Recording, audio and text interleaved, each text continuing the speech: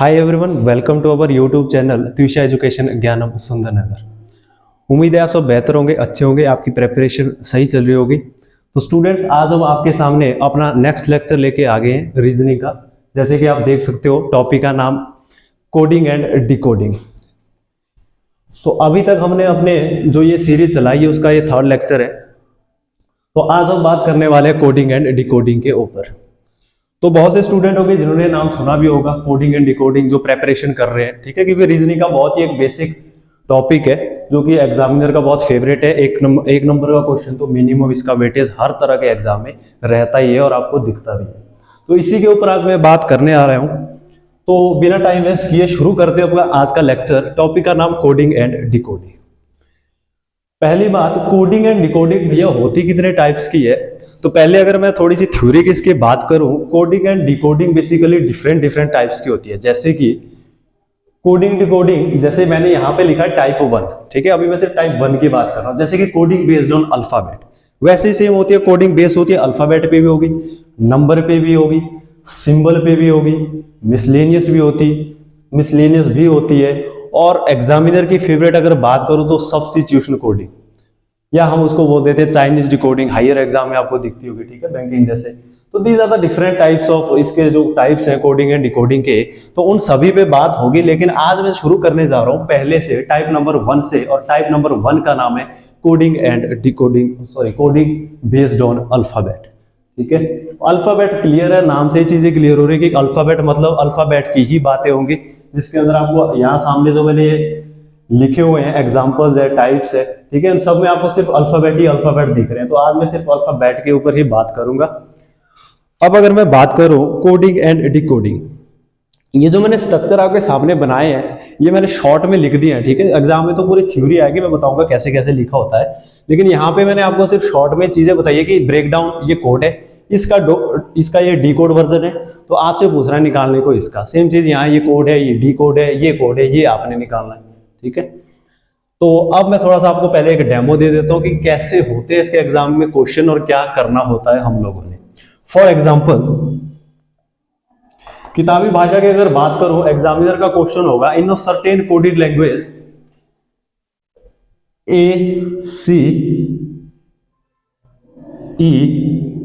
ACEG, in a certain coded language ACEG is written as B, D, F and H, ठीक है। ये question है कि भैया किसी कोडेड भाषा में ACEG को B, D, F, H लिखा जा रहा है, तो बताएं इस बेस पर आप P, R, T, V को कैसे रिटर्न करोगे या फिर कैसे लिखोगे, ठीक है। तो ये मैंने एक एग्जांपल बनाया कि ACEG is written as this and you have to find code for this, ठीक है।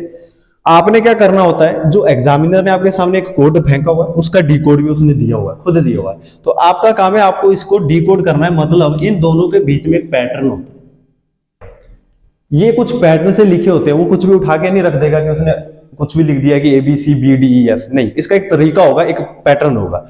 और जैसे कि आप अगर देख पा रहे होंगे तो आपको क्लियर चीजें दिख रही है कि A यहां था फर्स्ट लेटर और डी कोड में वो B हो गया।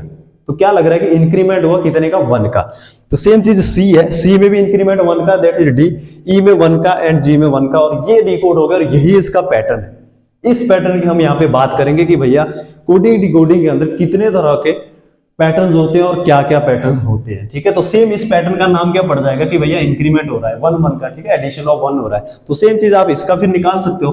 तो मेन चीज ये है कि पहले आपको ये डिकोड करना पड़ेगा, ये डिकोड हो गया, फिर इसके ऊपर पूरा कॉपी पेस्ट लगता है पैटर्न एंड देन आपका आंसर आ जाता है। तो कॉपी पेस्ट क्या है कि भैया यहाँ पे एडिशन ऑफ 1 लेटर हो रहा है, तो A में प्लस जुड़ा तब B हुआ, C में प्लस एक और हुआ तो D हुआ। तो सेम चीज यहाँ पे होगी, P+1Q, R+1S, T+1U और V+1W। तो ये हमारा आंसर है इसका। यही सारा काम करना हो तो कोडिंग डिकोडिंग के अंदर। फिर अलग अलग पैटर्न्स होते हैं जो हमने ध्यान रखने होते हैं, तो उन्हीं पैटर्नों को आज मैं आपके सामने लेके आया हूं और इनके ऊपर हम बात करेंगे कि किस तरह के और कितने टाइप्स के पैटर्न्स होते हैं। तो आपके सामने मैंने कुछ पैटर्न्स लिखे हुए हैं यहाँ पे, ठीक है, 3 4 5 लिखे हैं, बाकी और भी है, वो बाद में हम डिस्कस करेंगे। फिलहाल बात करते हैं, अब मैं सीधा आता हूं पैटर्न्स के ऊपर। बात होगी पैटर्न के ऊपर। पैटर्न नंबर 1, नाम भी आपके सामने लिखा है, reversal of alphabet. Reversal of alphabet नाम से ही क्लियर है, रिवर्सल ऑफ अल्फाबेट मतलब अक्षरों का उल्टा, अक्षरों को उल्टा कर दो। एग्जाम्पल की अगर बात करूं तो आपको दिख रहा होगा, break down is written as this. तो अब आप इसको अगर ध्यान से देखोगे तो आपको दिखेगा कि जो बी फर्स्ट प्लेस में था वो कोड में जब उसका डिकोड किया गया तो वहां से वो लास्ट में पहुंच गया। सेम जो लास्ट में था वो फर्स्ट में आ गया। हुआ क्या है, मतलब ये रिवर्सल हुआ। इसी चीज को तुम जब उल्टा करोगे तो ये तुम्हारा रिवर्सल दिखेगा। ठीक है, बी चला गया लास्ट में, आर चला गया सेकंड लास्ट में, और सो ऑन, यही प्रोसेस चला हुआ है। तो सेम जब आपको पता लग गया कि भैया ऊपर पैटर्न क्या लगा हुआ है तो इसकी बिल्कुल कॉपी पेस्ट होती है जो एग्जामिनर ने आपसे पूछा है। तो यहाँ पे भी यही पैटर्न लगेगा। तो जब मैं इस ट्राइंगल्स का रिवर्स कर दूंगा तो ये क्या बन जाएगा, SELGNAIRN। तो ये हमारा आंसर बन जाएगा, ये इसका डिकोड वर्जन है। ठीक है, तो यही काम आपने करना है। तो बहुत साधारण सा पैटर्न बताया मैंने। पैटर्न नंबर 1 ये होता है कि भैया कई बार सिंपल सी चीज दी होती है, लेटरों का रिवर्सल कर दिया होता है और आंसर आपके सामने। ये था पैटर्न नंबर 1। अब आ जाता हूं मैं पैटर्न नंबर 2। पैटर्न नंबर 2 है आपके सामने ऑपोजिट लेटर। ऑपोजिट लेटर, तो जो स्टूडेंट हमारे साथ कंटिन्यू जुड़े उनको पता है कि पहले ही लेक्चर में मैंने यही सारी चीजें सिखाई है कि ऑपोजिट लेटर क्या होता है, ए का ऑपोजिट क्या होता है, बी का ऑपोजिट क्या होता है और कैसे उनको निकाला जाता है। तो सेम चीज आज यहां होने वाली है। आपके सामने एक एग्जांपल उसने रख दिया है, जैसे कि वो बोल रहा है कि in a certain coded language combine is written as XLNYRMV, then how will be flower, या how flower can be written. तो बताओ कि आप फ्लावर को कैसे लिखोगे। हमारा पहला काम वही है कि हमें क्या करना पड़ेगा, कंबाइन को और जो ये कोड दिया है इन दोनों के बीच में पैटर्न ढूंढना पड़ेगा। पैटर्न वैसे यहाँ पे क्लियर है, यहाँ पे मैंने लिखा हुआ है कि ऑपोजिट लेटर है, तो आपको कुछ ज्यादा सोचना नहीं है इस टाइम। ऑपोजिट लेटर मतलब इसके उल्टे। आइए कंफर्म करते हैं।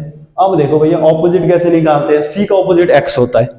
ठीक है, अगर याद नहीं है तरीका क्या करने का, रूल नंबर 2 हमने यही सीखा था पहले लेक्चर में। तो सी का कोड लेफ्ट हैंड साइड से 3 होता है, 27 में से 3 मतलब 3 घटाओ तो बचेगा कितना, 24, और 24 कोड होता है एक्स का। ये निकालने का तरीका है। O L M N सबके कोड दिए हुए। मैं कन्फर्म हूं कि ये सबके इनके ऑपोजिट लेटर है।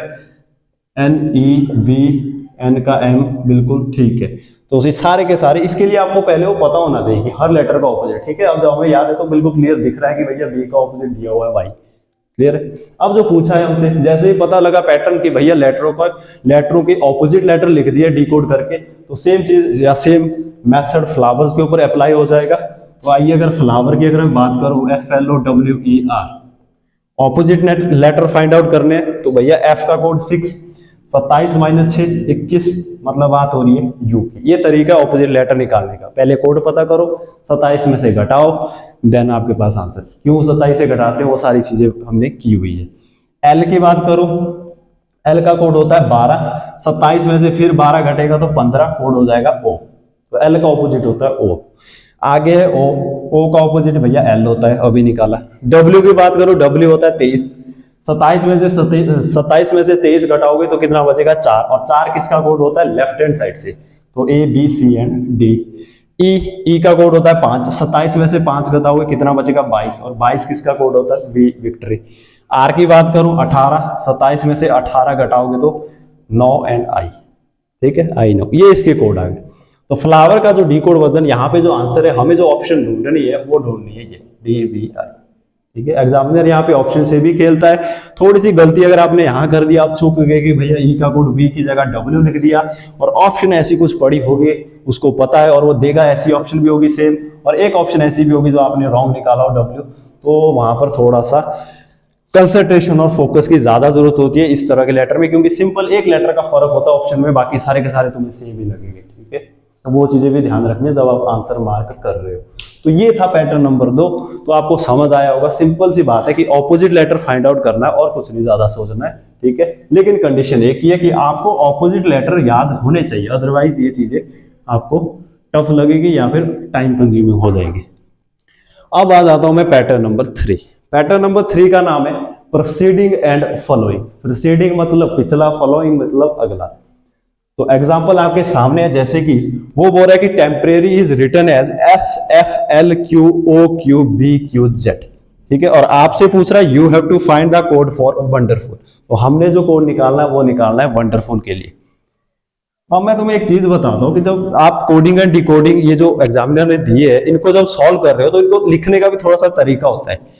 मतलब जैसे कि इसने क्या दिया, टेम्परेरी, PORARY, तो मैं इसका जो डीकोड वर्जन हो आगे ना लिख के इसके नीचे लिखूंगा। क्यों? क्योंकि थोड़ा सा कैच करनी चीजें आसान हो जाती है। जैसे कि इसके नीचे अगर मैं डायरेक्ट लिखूं इसका डीकोड SFLQOQBQZ, ये देखने में आसान लगता है, चीजें टैकल जल्दी हो जाती है। जैसे कि आप देखो T से S, तुम्हें देखने में लग रहा है कि T से S कैसे हुआ होगा, E से F हुआ, M से L हुआ, P से Q। यहां थोड़ी सी दिक्कत हो जाती है कि T से S, E से F, तो स्टूडेंट यहाँ पे कंफ्यूज हो जाते हैं। तो ये सही तरीका होता है कि जब तुम इनको बना रहे हो तो स्ट्रक्चर ऐसे बनाओगे, ऊपर कोड नीचे उसका डी कोड, ठीक है। अभी आता हूं, यहाँ पे बात कर रहे हैं किस पैटर्न की, प्रोसीडिंग एंड फॉलोइंग, ठीक है, प्रोसीडिंग एंड फॉलोइंग, प्रोसीडिंग पिछला, फॉलोइंग अगला। तो अब देखो यहाँ पे कोई लेटर कोड में जो T था वो डी कोड में S बनेगा, मतलब घटा कितना, -1, ठीक है। लिखने का तरीका भी देखना, मैं ये चीजें क्यों लिख रहा हूँ, शुरुआत में जब आप सीख रहे हो छोटी छोटी चीजें मैटर करेगी, आपको लिखनी पड़ेगी। जब प्रैक्टिस हो जाएगी एक लेवल के बाद तो आप सीधा देख के उसको बिना पेन उठाए भी सॉल्व कर सकते हो, ठीक है। लेकिन अभी शुरुआत है तो भैया लिख लो, T में से 1 गया, -1, देन S, E में F, एडिशन दिख रहा है, M से L, फिर सब्ट्रैक्शन, P से Q, +1, O से O, 0, O से O, 0, R से Q, -1, A से B, +1, R से Q, -1, Y से Z, +1। पैटर्न आपके सामने है, सेम पूरा का पूरा पैटर्न कॉपी होगा किसके ऊपर, जो उसने पूछा है। हमसे क्या पूछा है, हमसे पूछा है you have to find code for wonderful. आपने जो कोड फाइंड आउट करना है वो करना है वंडरफुल। अब देखो पहले क्या हो रहा था, बिल्कुल कॉपी पेस्ट है, लेटर भी बराबर होंगे, 1 2 3 4 5 6 7 8 9, 1 2 3 4 5 6 7 8 9, बिल्कुल कॉपी पेस्ट होगा। यहाँ +1 होगा, यहाँ -1, यहाँ +1, यहाँ 0, ये ध्यान देना, -1 +1 -1 +1, अप्लाई करो, आंसर आपके सामने। W में -1, V, O में +1, P, N में -1, M, D में +1, E में 0, मतलब as it is E, R में फिर -1, Q, F में +1, G, U में -1, T, L में +1, M। तो हमारा जो आंसर बनेगा इसका VPMEEQGTM। तो हमने ये ऑप्शन ढूंढनी है और अपना आंसर मार्क करना है। एक चीज यहां पे ध्यान देना, अब जब आप तैयारी कर लेते हो, जब डेली इनको प्रैक्टिस करते हो, तो कुछ स्टूडेंट को आदत हो जाती है कि भैया 2-3 चीजों को डिकोड कर लेंगे यहां तक, ठीक है, जैसे कि ये, और फिर प्रिडिक्ट कर लेंगे कि ठीक है -1 +1 -1 +1, मतलब पैटर्न यही फॉलो हो रहा है, -1 +1 -1 +1 -1 +1, और वो एग्जाम में खेल लेगा। जैसे इसने सेम यहाँ पे क्या करा, बीच का जो लेटर था, एग्जैक्ट मिडल जो लेटर था, उसमें कोई इंक्रीमेंट नहीं किया, किसी भी तरह का कोई डिक्रीमेंट नहीं किया, उसको एज इट इज कॉन्सोनेंट रखा, ठीक है, स्टेबल रखा, और ओ को एज इट इज ओ बिठा दिया। तो क्या होगा वहां पे, अब जिस स्टूडेंट ने सिर्फ इतना करा कि भैया कोड पैटर्न तो मिल गया, -1 +1 -1 फॉलो करता जाएगा, +1 -1, और यहाँ पे वो घटा देगा, और फिर उसका आंसर गलत हो जाएगा। और एग्जामिनर इतना स्मार्ट है कि वो ऑप्शन बिल्कुल उसने तैयार करके दिए होंगे, किसी ने वो पैटर्न लगाया तो वैसी ऑप्शन होगी, और आप एग्जैक्ट करके आओगे, 100% कंफर्म होके आओगे, लेकिन आंसर आपको बाद में नेगेटिव देख के जाएगा, ठीक है। तो ये चीज होती है, छोटी छोटी चीजें जो आपको वहां पे ध्यान रखनी होती है। तो हमेशा कोशिश किया करो, पैटर्न अगर दिख भी रहा है तो एट द एंड तक खत्म कर दो। कितना का टाइम लग जाएगा, 2 सेकंड एक्स्ट्रा लेगा यहाँ पे, ठीक है, सिर्फ 2 ही सेकंड एक्स्ट्रा लेगा आगे सॉल्व करने के लिए, इतना तो तुम करोगे ही। फिर प्रिडिक्ट करने की क्या जरूरत है, इसको पूरा ही सॉल्व कर लो, ठीक है, क्योंकि क्या होगा, नेगेटिव से बच जाओगे और कुछ नहीं, नेगेटिव मार्किंग से बच जाओगे। अच्छा जी, ये था पैटर्न प्रोसीडिंग एंड फॉलोइंग। अब जरूरी नहीं होता कि प्रोसीडिंग एंड फॉलोइंग सिर्फ इसी का हो, यहाँ +1 -1 +1 -1 नंबर बढ़ भी सकते हैं, घट भी सकते हैं, है ना, मतलब नंबर +1 -1, या सब में प्लस प्लस प्लस, सब में माइनस माइनस, उसमें भी 1 का या फिर 2 का 3 का 4 का 5 तक भी पूछ लेता है, 6 तक भी, ठीक है। जैसे कि अब मैं बात करूं, यहाँ पे एक मैंने और एग्जांपल लिखा हुआ है, ये बात कर रहा है कि in certain coded language distance is written as, In a certain coding language, distance is written as FLU, WC, Q, E and H. और आपसे पूछ रहा है you have to find code for return. अच्छा जी, पहले बात करते हैं इसकी कि डिस्टेंस को इसने कैसे लिखा है। अब देखो डी के मुझे एफ, डी से एफ, ठीक है, पास का, एडजेसेंट जैसा वो वर्ड लग रहा है, ठीक है, करीब का, ज्यादा पास डी के, कितना करीब है, डी में जब मैं 2 जोड़ूंगा तब एफ पे पहुंचूंगा, डी ई एफ, 2 स्टेप, ठीक है। आई से एल, जे के एल +3, तो ये जरूरी नहीं होता कि हर बार +1 1 ही हो रहा है, +2 2 ही हो रहा है, या प्लस माइनस हो रहा है। यहां देखो +2 हो रहा है और +3 हो रहा है। आगे देखते हैं, एस से यू +2, टी से डब्ल्यू, यू वी डब्ल्यू +3, ए से सी +2, एन से क्यू +3, सी से ई +2, ई से एच +3। लो जी, जैसे ही पैटर्न का पता लगा, सेम कॉपी पेस्ट किसकी बात कर रहे हैं, चिल्ड्रन की। You have to find code for children, CHILDREN। तो अप्लाई करो, पहले में क्या होगा +2, आगे +3, देन +2 +3 +2 +3 +2 एंड देन +3। सी में +2, ई एच में +3, आई जे के, आई में +2, के एल में +3, MNO, डी में +2, F, आर में +3, U, ई में +2, एन में +3, O P Q, C D E H I J K I J K L M N O D E F R S T U E F G N O P and Q। This is your answer. हमने क्या option ढूंढनी है, EKKOFUGQ, ठीक है। तो ये pattern था कि कई बार प्रोसीडिंग एंड फॉलोइंग, अगला या फिर पिछला लेटरों के लेटर्स लिख लेता है, किसी में इंक्रीमेंट कर लेगा, किसी में डिक्रीमेंट कर लेगा, ठीक है। तो ये था हमारा पैटर्न नंबर 3। तो आई होप आपको ये चीज समझ आई होगी। अब आ जाते हैं उसके बाद अपने नेक्स्ट पैटर्न के ऊपर। नेक्स्ट पैटर्न का नाम है jumbling of letter. Jumbling of letter, jumbling मतलब जिग जैग, आपने 10th क्लास में पढ़ा होगा। जंबलिंग ऑफ लेटर शब्दों को इधर उधर घुमा के देगा, ठीक है। जैसे कि बेस्ट पॉलिसी इज ऑनेस्टी, ठीक है, ऑनेस्टी इज बेस्ट पॉलिसी, तुमने वो रीअरेंज करना है, दैट इज जंबल वर्ड्स। तो सेम चीज यहाँ होती है। एक पैटर्न होता है जिसको बोलते हैं jumbling of letter. For example, जैसे कि यहाँ पे कोड दिया है और डी कोड दिया है, क्वेश्चन आएगा in a certain coding language authority is written as this, then how you write, या फिर how can be written designate. तो बताइए आप डेजिग्नेट को कैसे लिखोगे। तो पहला काम तो वही होता है कि आपको पहले जो क्वेश्चन ने एग्जामिनर ने कोड भी दिया है, डी कोड भी दिया, उसको ही सॉल्व करना पड़ेगा, क्योंकि पैटर्न निकलेगा वहीं से, और जब पैटर्न निकलेगा तब आपका आंसर आगे निकलेगा, ठीक है। तो अभी बात करते हैं अथॉरिटी की, THORITY, authority, written as YTUROHTINA। तो ये कोड है, ये डी कोड है। पैटर्न की बात हो रही है jumbling of letter. Jumbling of letter, तो अगर आप लोग इसको ध्यान से देखोगे तो आपको लग रहा होगा कि जो अथॉरिटी के लेटर हैं वही नीचे है, बस क्या है कि आगे पीछे हो गए हैं, रीअरेंज हो गए इधर उधर करके। तो देखते हैं जरा किस तरह से वो किया गया। हमारा काम है कि जंबलिंग हुई किस तरीके से, वो कोड वो फाइंड आउट करना है। अब अगर जंबलिंग की मैं बात करूं, ध्यान से अगर देखो, ए फर्स्ट प्लेस पे यहां था और डी कोड में ए लास्ट में है। थोड़ा सा और साफ साफ काम करते हैं, आपको और क्लियर दिखेगा। TUROHTINA।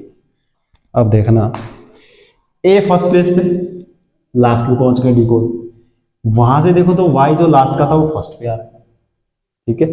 यू टी आपस में इंटरचेंज, सेम चीज यहां भी दिख रही है मेरे को, आई और टी की, आई टी, और सेम चीज यहाँ पे एच और एच इधर, आर और आर इधर, बीच का ओ एच ए टी।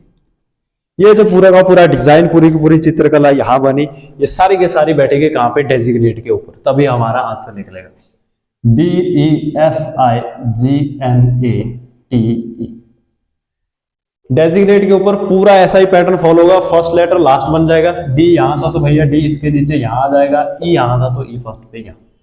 फिर ये दो आपस में हो रहे तो यहाँ भी आपस में ये दो होंगे, मतलब एस और ई सेम चीज यहाँ पे टी और ए आपस में होंगे तो ए एंड टी। बीच की अगर बात करूं तो एच इधर, आर इधर, ओ एज इट इज, मतलब जी अपनी जगह, आई इधर, एन इधर, लो जी सेम डिजाइन। ध्यान से देखोगे तो सेम डिजाइन, जो डिजाइन यहां बना वो डिजाइन यहीं बना। तो आंसर क्या है इसका, E S E N G I A T D. इसको बोलते हैं जम्बलिंग ऑफ लेटर। ठीक है, इधर उधर लेटरों को घुमा दिया, लेकिन एक पैटर्न से, एक तरीके से घुमाया है। तो यही आपने फाइंड आउट करना होता है। इस तरह का क्वेश्चन एग्जाम में काफी बार देखा जाता है, तो ये भी एक इंपॉर्टेंट पैटर्न है। अच्छा जी, उसके बाद एक और एग्जाम्पल की बात कर लेते हैं। एग्जाम्पल दिया हुआ आपके पास, in a certain coded language healing is written as this. Healing को लिख रहा है वो HEALING, is written as BFIKHONG। और आपसे पूछ रहा है you have to find code for bad time. आपने कोड निकालना है बैड टाइम। बैड टाइम पैटर्न वही है, जम्बलिंग ऑफ लेटर। ठीक है, पैटर्न वही है, जम्बलिंग ऑफ लेटर। तो अगर मैं यहां बात करूं, अब आप ध्यान से देखोगे तो आपको जो ऊपर हीलिंग के जो वर्ड्स है वो नीचे कहीं नहीं दिखेंगे, कुछ ही दिखेंगे, जैसे कि एच यहां दिख रहा है। ठीक है, बाकी कोई और नहीं, सिर्फ एच ही दिख रहा है। तो अब जरूरी नहीं होता कि हर बार जो जम्बलिंग हो रही हो उसमें से फिक्स लेटर हो। कई बार क्या कर लेता हो, जम्बलिंग में एडिशन भी कर लेता, मतलब इंक्रीमेंट भी कर लेता है, कई बार डिक्रीमेंट भी। पता कैसे लगेगा, अब पहली चीज तो एलिमिनेट वैसे ही होगी, तुम्हें अगर जम्बलिंग लगानी है तो तुम एच तो ढूंढ लोगे कि एच कहीं यहां पहुंच जाए, बाकी ई तुम्हें कहीं दिखेगा नहीं, पैटर्न खत्म हो गया। ठीक है, तो अब क्या करना पड़ेगा, एच के कोई पड़ोसी दिख रहे हो, जैसे कि एच के करीब मेरे को आई भी लग रहा है जी, ए का करीब बी भी लग रहा है, यस, ई का करीब एफ भी लग रहा है। कितना कितना करीब लग रहा है, अगर उसने एच से आई किया मतलब इंक्रीमेंट 1 का, ए से बी इंक्रीमेंट 1, ई से एफ, तो ओवरऑल यहां पे क्या हुआ, जम्बलिंग भी हुई, लेकिन साथ ही साथ उसमें +1 एडिशन भी हुआ, इंक्रीमेंट भी हुआ। सेम चीज यहां देखते हैं। अब एल का पड़ोसी तो के ही लग रहा है, कितना लग रहा है, -1 एज इट इज। अब आई से जे देखो अगर, और जी से एच, एन से ओ, फिर यहाँ पे +1। ठीक है, आई जे जी एच एन ओ। तो हुआ क्या, ये जो पूरे का पूरा डिजाइन चित्रकला यहां बनी, सेम एज इट इज यहां बनी। पहले की 3 लेटर में जम्बलिंग भी हो रही है, एडिशन ऑफ 1 भी हो रहा है, बीच वाले में सिर्फ सब्ट्रैक्शन ऑफ 1, बाकी के जो लास्ट के 3 बच रहे हैं वो भी सेम ही हो रहे हैं, +1 के साथ जम्बलिंग। लगाओ, अप्लाई करो, बी के ऊपर +1 करेंगे तो सी, डी में +1, ई और +1 एफ। यहां पे टी में -1 है, ये चीज ध्यान देना, मैंने पहले भी बताया कि पूरा डिकोड कर लेना, इसलिए -1 यहां पे किया।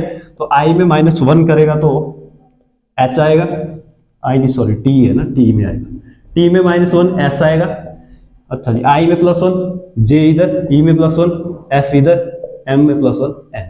हमारा जो आंसर बना EFCSFNJ, तो ऑप्शन हमने ढूंढनी है ये। तो कई बार ये होता है कि जम्बलिंग के अंदर जरूरी नहीं है कि वही लेटर घूम रहे हैं, इंक्रीमेंट प्लस हो जाता है। सेम चीज और भी बहुत से एग्जांपल करोगे तो कई जगह डिक्रीमेंट हो रहा होगा। ठीक है, तो अभी के लिए एक आइडिया दे रहा हूं आपको कैसे कैसे पैटर्न हो सकते हैं, फिर आप जितनी प्रैक्टिस करोगे उतनी चीजें आपको और क्लियर होती जाएंगी।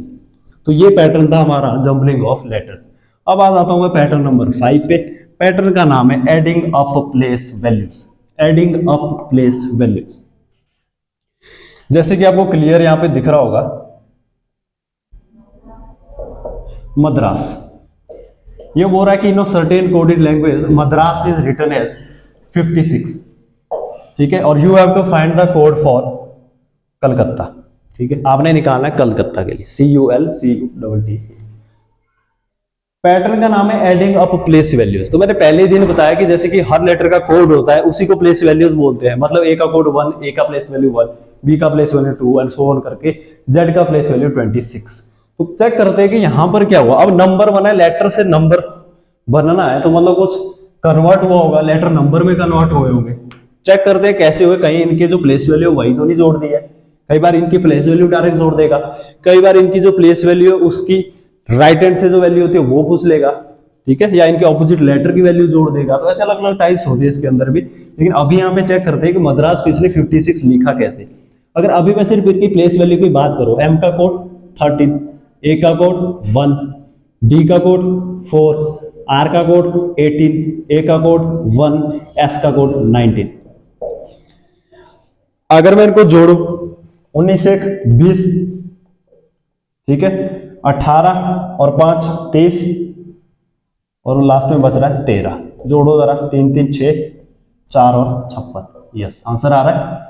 जैसे ही डी कोड हुआ अप्लाई कर दो किसके ऊपर, कलकत्ता के ऊपर, ठीक है। किया कुछ नहीं, प्लेस वैल्यूज लिखी, सबको जोड़ दिया। देन कई बार क्या होगा, प्लेस वैल्यू लिखेगा मल्टीप्लिकेशन करेगा, कई बार डिवाइड करेगा, कई बार इनकी राइट हैंड साइड से पोजीशन लिखेगा, उनको जोड़ देगा, ठीक है।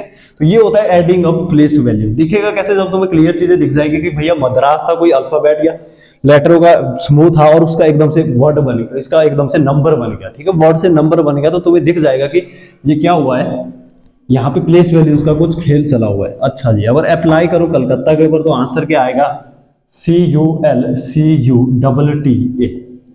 कोड की बात करूं, सी का कोड लेफ्ट हैंड साइड से 3U21, L12, C 3U21, T20, A1। सबको जोड़ूंगा, 20 और 20 40, 21 और 2 42, 40 और 42 किसी दिया, हाँ 20 20 40, 21 यहाँ 2 बार दिया, 42, ठीक है। 82 ये हो गया, ये भी गया, ये भी गया, ये भी गया, ठीक है। 82 + 1 83, 83 + 3 86 एंड 3 89, और एक बचता है 12। आंसर बन गया 101, ठीक है। तो इसका जो कोड निकलेगा 111, कंफर्म कर लेना एक बार, ठीक है। C3U21, L12, C3U21, T20, T20 and A, ठीक है।